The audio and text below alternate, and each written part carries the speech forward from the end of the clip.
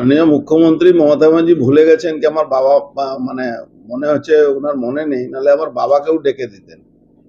তো যাই হোক, বাবা তো মারা গেছেন, স্বর্গীয় আছেন, নাহলে উনাকেও ডাকতো। তো আমার আমি তো আজকে যেতে পারছি না, আমার শরীর খারাপও আছে।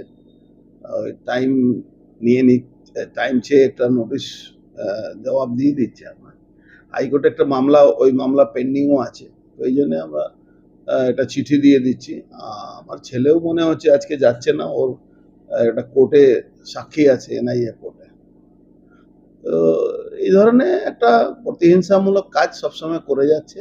রাত ছেলে বা আমাকে, যেহেতু আমরা বিরোধী দলে আছি, সেহেতু এটা হবে, এটা আমরা জানি এটা হবে, এটা নিয়ে খুব আমরা চিন্তিত থাকি না।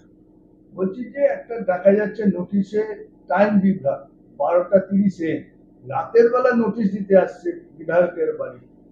না, এটা তো প্রমাণ হয়ে যাচ্ছে না কি আহ, যে পুলিশ দলদাস হয়ে কাজ করতে করতে 12 AM আর 12 PM এর মধ্যে ডিফারেন্স বুঝতে পারছে না।